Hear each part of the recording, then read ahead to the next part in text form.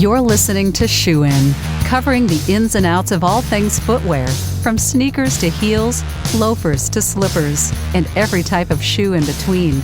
Brought to you by the FDRA, the Footwear Industries Association focused on retail, trade, politics, and fashion, helping create and enhance conversations on all things footwear. Hey folks, welcome back to the Shoe In Show. It's Andy and Matt back at ya. Thanks for listening as always. New episode drops every single Monday. But Matt, we were talking, we were looking back at the catalog that we have on shoeinshow.com. And is it 6 years now we've been doing this? 8.5. Way off. We started in 2016.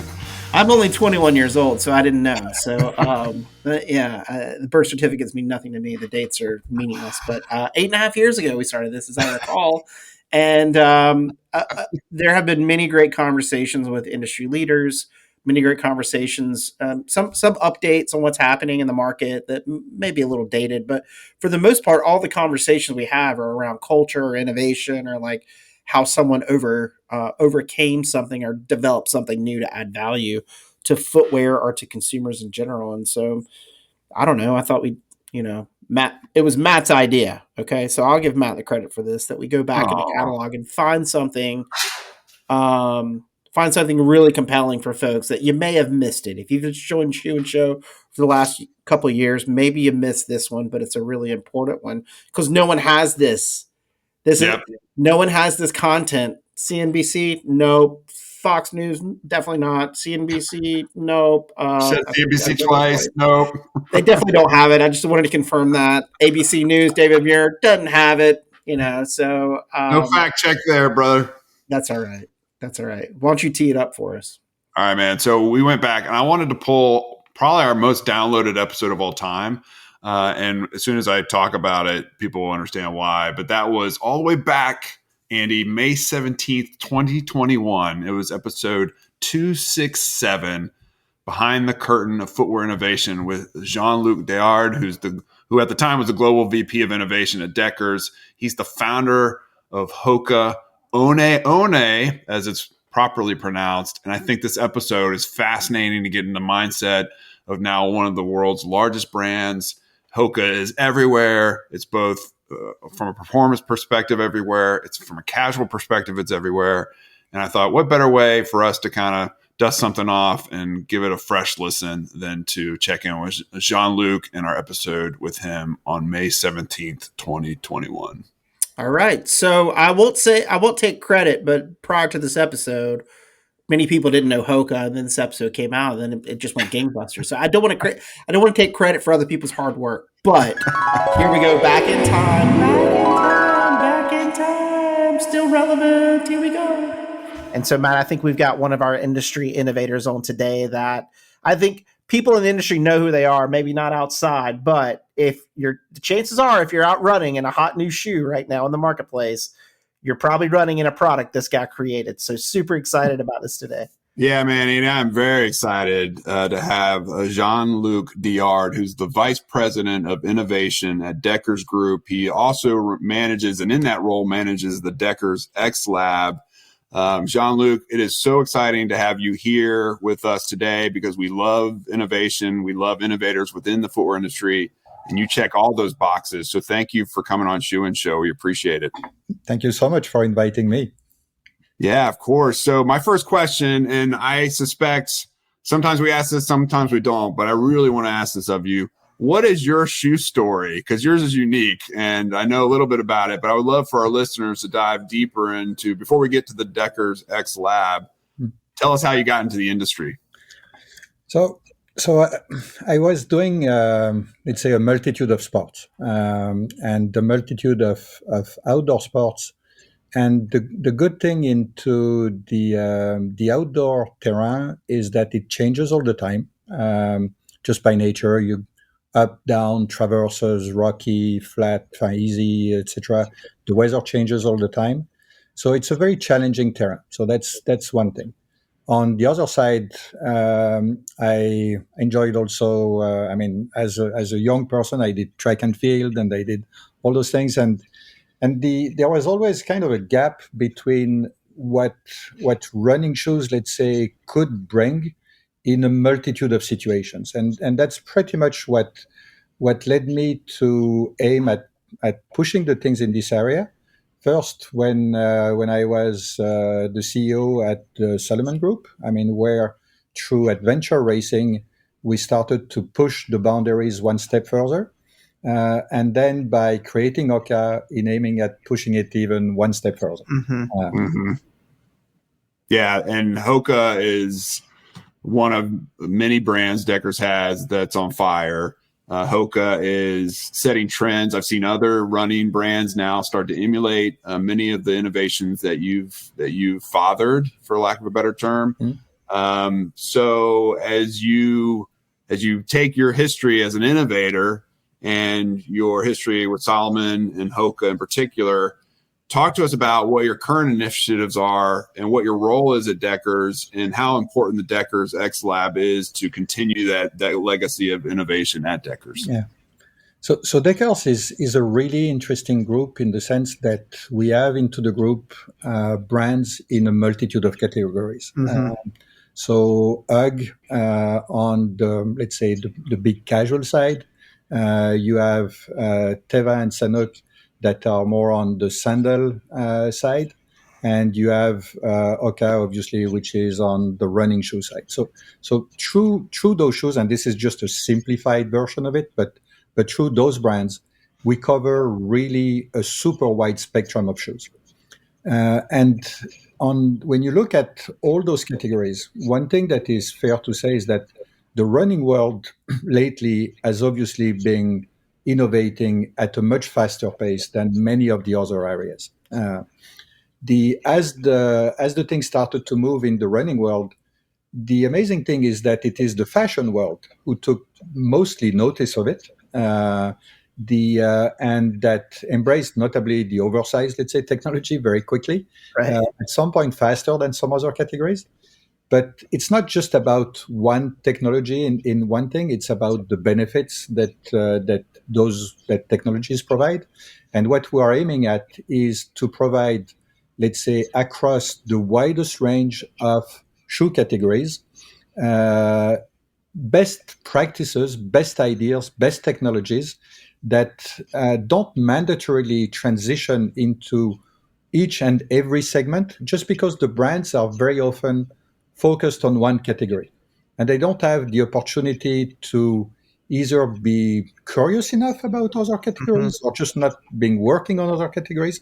So our first job is to bring, let's say, to transfer best ideas from different categories across all the categories. It's not about making one gigantic category, but it's transferring benefits, let's say, when they make sense in other categories. And through that, you could differentiate, let's say, two big blocks in some ways.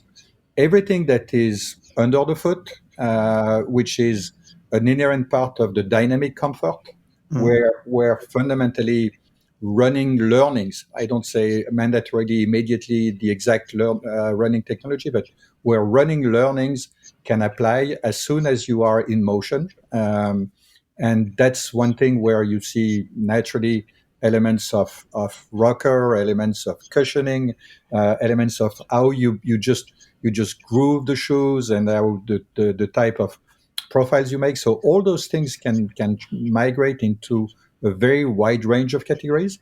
You can also push the boundaries one step further with the intention to give always more to people. So it's not because, let's say, something is designed as a slipper, to take this example, that you may not have to go into the street with it just to pick up whatever, I mean, your milk and that you may have to run because there's a car coming or etc. So we aim at giving more than what you need through first all the dynamic comfort that you can have underfoot.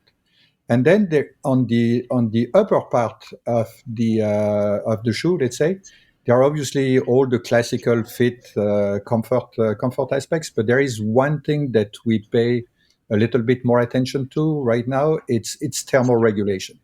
because as soon as you are in action and you go outside, inside, etc., you are facing a multitude of temperature variations, and we want your foot to feel as good as possible in all those situations.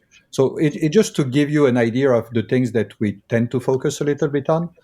Then we want to make all this, as user friendly as possible. We want to make it obviously as sustainable as possible across the whole spectrum. Those are the things that we try to do. I think it's interesting that you bucket it that way when you're thinking about that to focus your efforts. What's the interplay when you think about innovation in terms of doing moonshots, like trying to make something no one's ever made before versus trying to tackle little challenges, that happen with footwear across all the categories? How do you stretch yourself in those ways? What do you think about that? So it really is both, but there is a dynamic into it. So Yeah. the first thing is that you always have to shoot much further than what people would need or would expect, but focusing only on one benefit at a time, one thing that you want to explore one step further. So you go to the extreme of it. As you go to the extreme of it, you know that some of the other parameters will be compromised, maybe, but at least you try to know whether by going into that direction, in searching on that benefit, is there an avenue that is interesting? Is there something that is really making a difference? Or while you have gone very far, poof, at the end, the benefit is not that big. So you go very far. Once that you have gone very far and that you have seen that there is a benefit potentially there, you have also identified the roadblocks to go there, which are the other things that you have compromised. So then you start to eliminate a little bit those roadblocks to see what you can do to get them. And then you prepare something which is kind of the extreme version, maybe something that people will not always dare to go up to. But then you also, not just mentally, but also into the range, you start to think about which are the steps that you have to do in between. Because when you go far away, not everyone will agree with that, and you may target just a narrow, let's say, user group.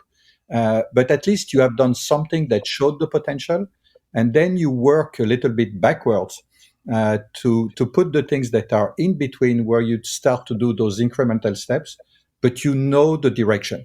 So Right. So that's why you combine the two, because if you go only step by step, you never know how far you can go.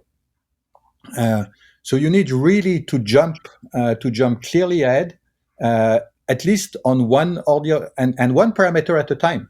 Then you start to combine them, but you jump very far and then you build back. Yeah, I love this. I feel like I'm learning a lot just listening to this conversation. Like in my own mind, I'm like, all right, how can I restructure my workflows to work like that as well, to keep innovating myself? I guess the question from that though is, what did the Hoka look like before it got pared down to what it is now? What did you come up with? But actually, so it looked ugly.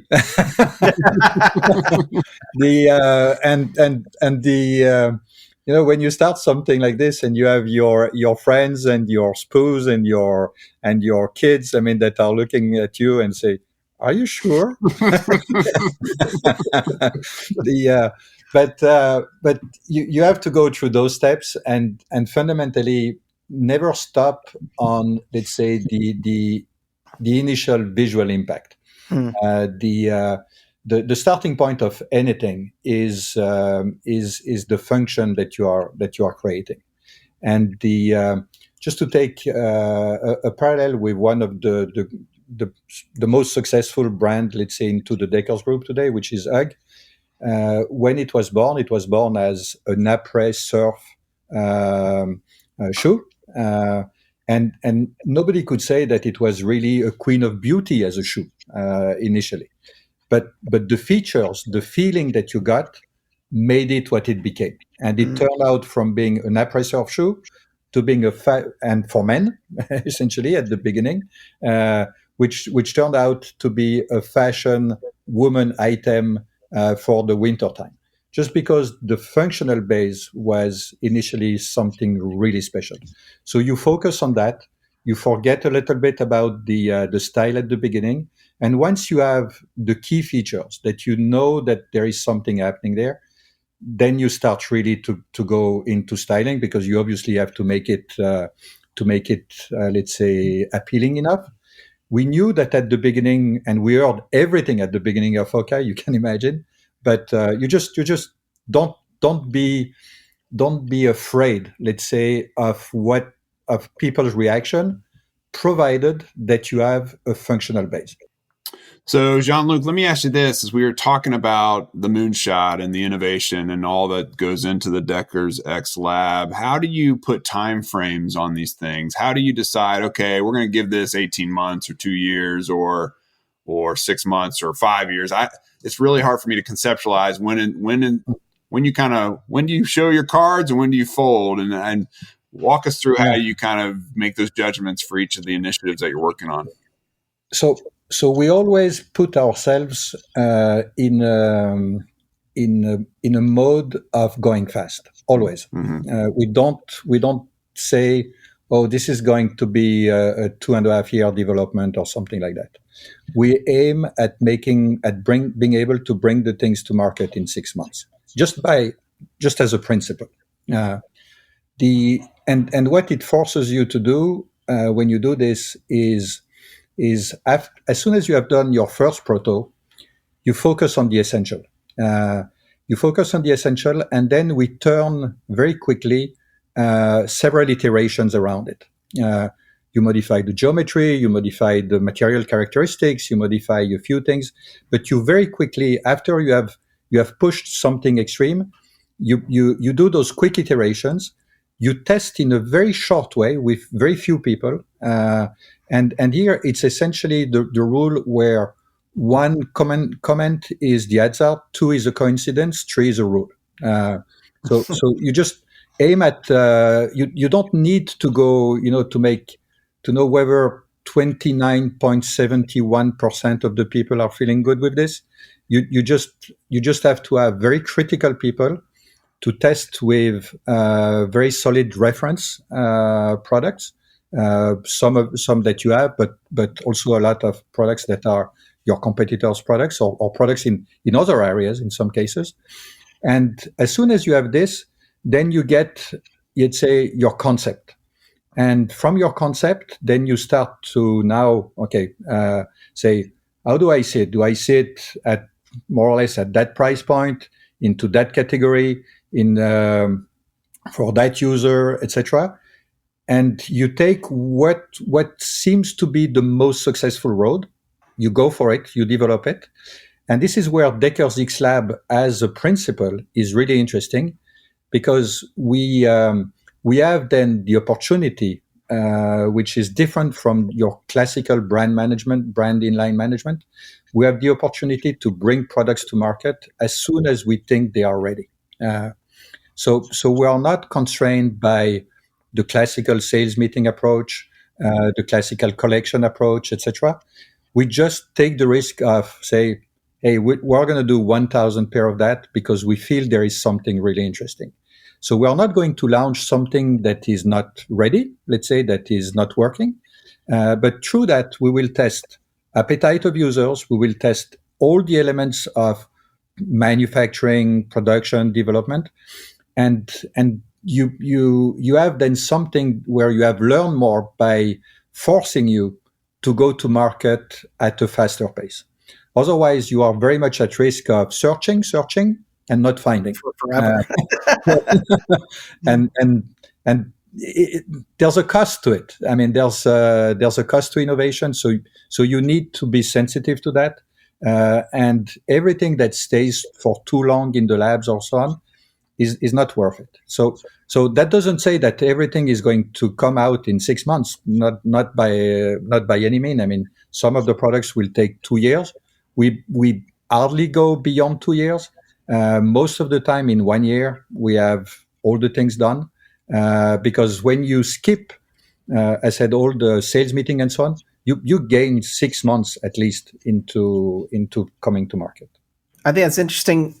I want to talk a little bit about your structure there at the X Lab then, because I think, um, as you point out, it's different. But also, I mean, you're talking as we're discussing today. I'm just thinking about how much culture's been built into that. Your innovation culture, right? You're explaining concisely and perfectly how you want innovation to function, right? Mm-hmm. Not at a pie in the sky level, but actually like executing it and launching it and seeing and testing and bringing it back and learning. So obviously the culture at the lab is set and people know what to expect. How many people do you have working in the lab? How does the leadership at the company view this? Because as you say, you're launching product, which is really interesting. In some ways, it would frighten a lot of other C-suites to see, just launching product out to see what's happening and seeing. So tell us a little bit about the structure of the lab and the interplay with the C-suite and that. Have you ever had your hand slapped by anybody by going too far? So we are about 15 people. Okay. And the unique thing is that we are split more or less evenly between US, Europe, and China. So that's a big part of the thing is that through that we work kind of 24/7, if you want. The other big advantage of this is that we are having eyes with completely different cultures on the same topic. So we have so it's not where you have one place that thinks and the other place executes. Every place has a role into the thinking. So that's important. The other thing that we aim at in terms of the profile of people is we look for profile of people that are multi-sport usually. Meaning that not usually, it's part of the selection, let's say, so that they are confronted in using equipment and stuff in other environment than only one environment. So it's very important to have let's say a broad looking at things.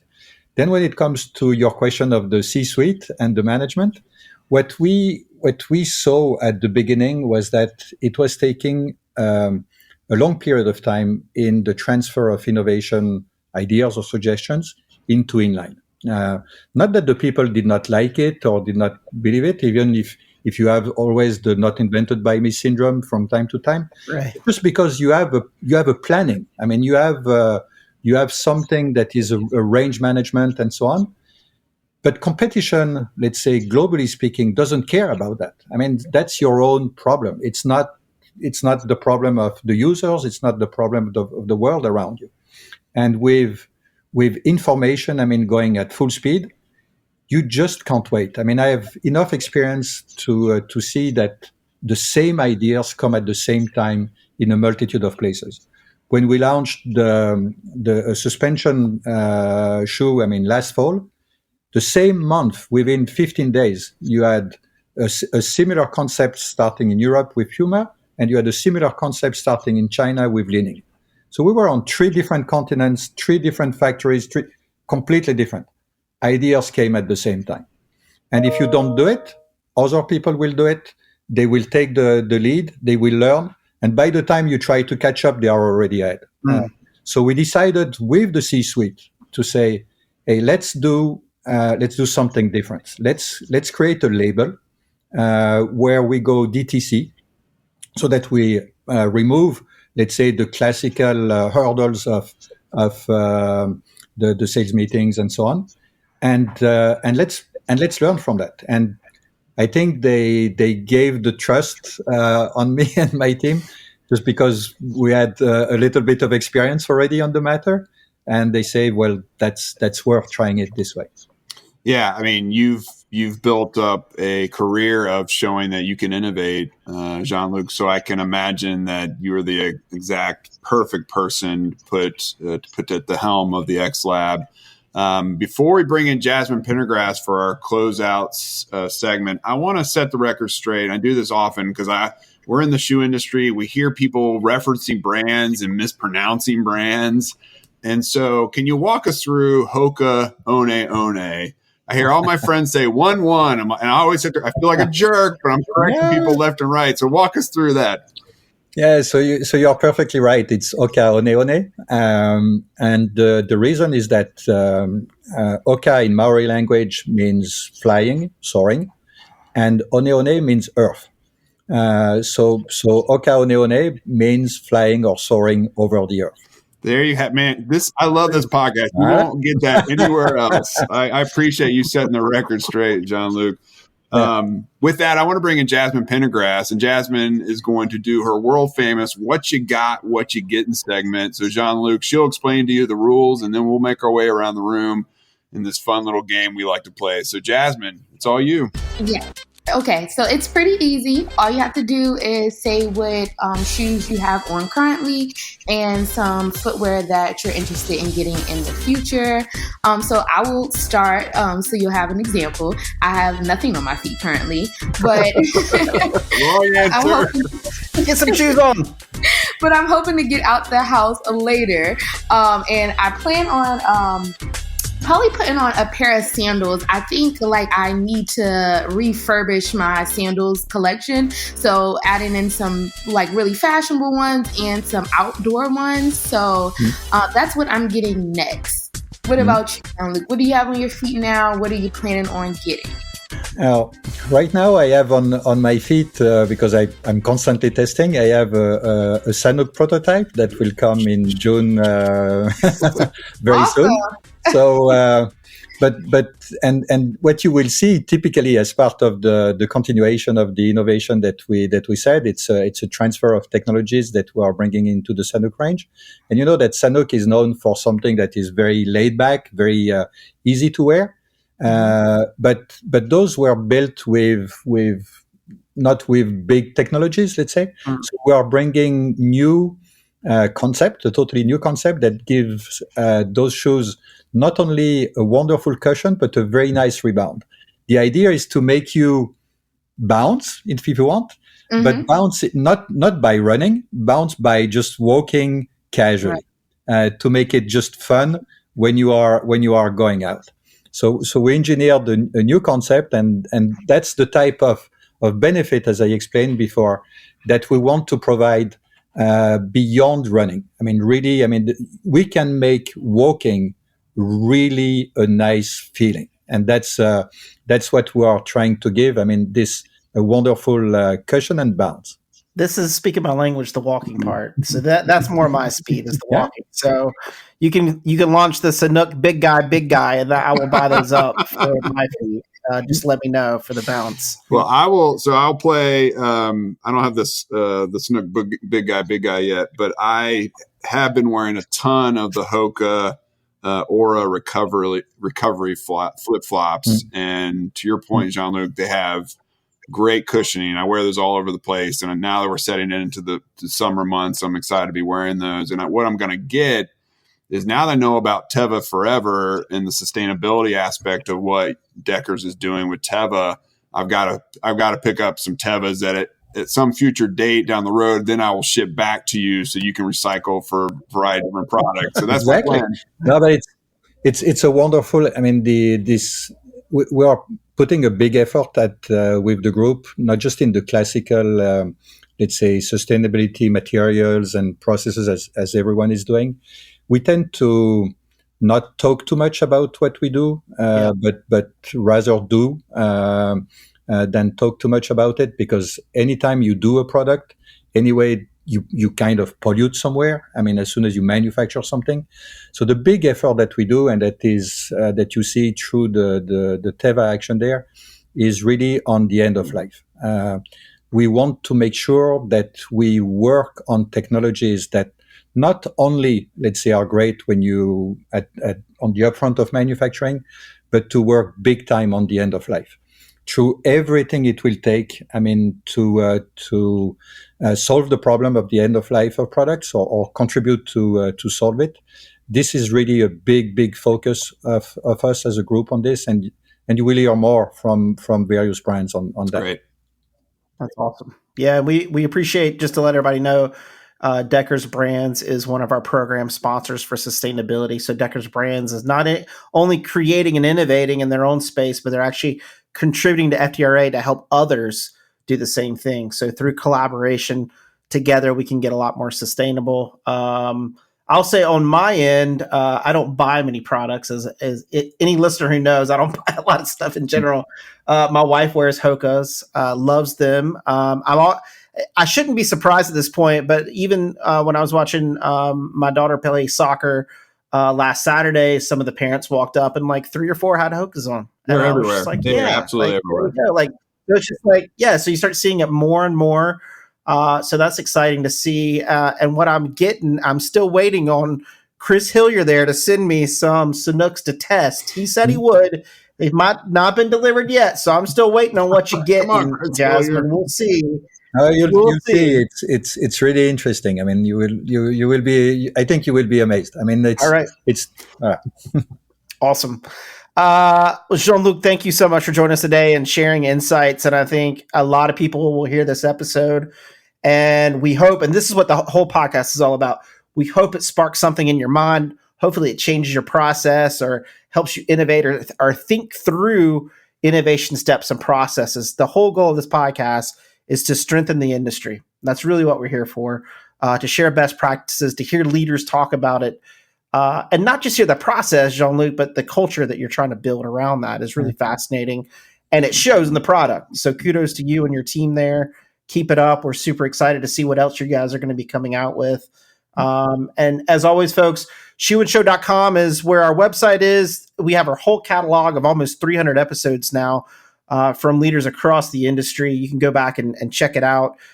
Most episodes, even from a couple years ago, still super relevant in terms of operations and efficiencies and ideas. I think more so now since last March, since we've gone through COVID, we've kind of seen this big shift happening. So if you start back in March and go through, it'll be really interesting to see what we were talking about at the start of COVID.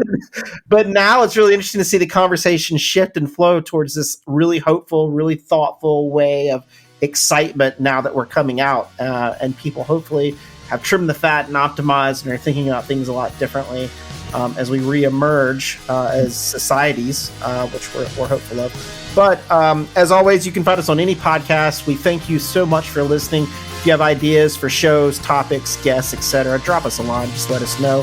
We're here to serve the industry any way that we can. And as always, thanks to Matt and Jasmine, our team on our podcast that makes this podcast so successful. And to you, the listeners, for continuing to listen and support us. Until next time, please keep listening. Please keep buying shoes. And Shoein is out. Shoein has been brought to you by the FDRA, the Footwear Industries Association focused on retail, trade, politics, and fashion, helping create and enhance conversations on all things footwear. For information about FDRA, visit fdra.org.